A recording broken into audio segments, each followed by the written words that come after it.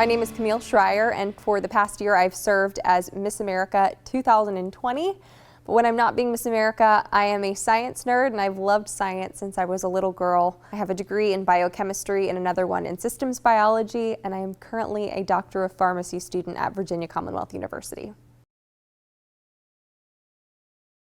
A lot of people don't necessarily understand what the job of Miss America really looks like.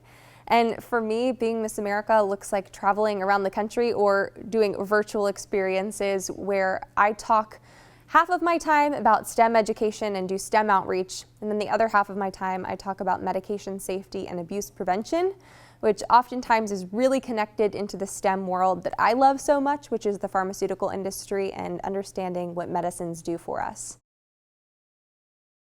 This is a good one.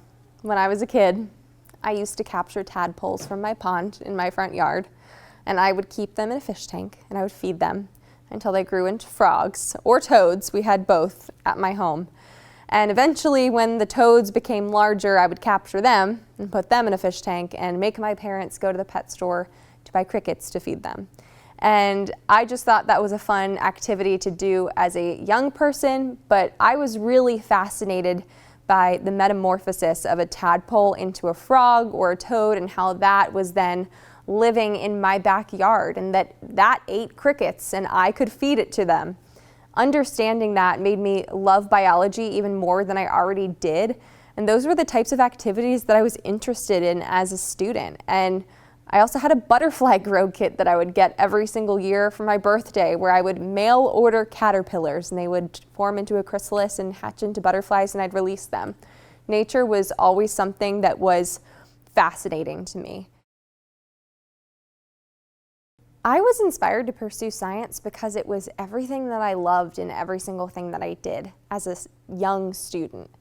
And everybody else around me encouraged that. I didn't have a particular person or mentor or experience that made me kind of have that light bulb moment that said, I want to be a scientist when I grow up. But it was kind of always what I wanted to do in one form or another.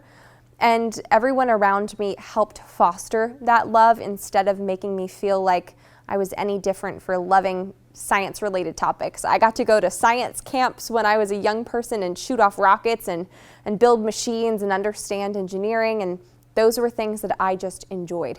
And I just continued to understand and grow in STEM and figured out which pieces of really the broad STEM platform that we think of that I was interested in pursuing as a professional.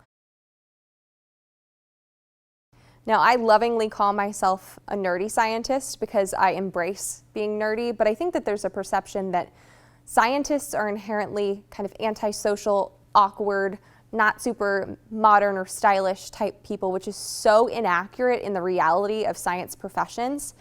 And oftentimes when I meet people, especially as Miss America, people are very surprised that I would be in a STEM profession because I don't look like what they expect a scientist to look like. But in reality, so many women scientists look just like me.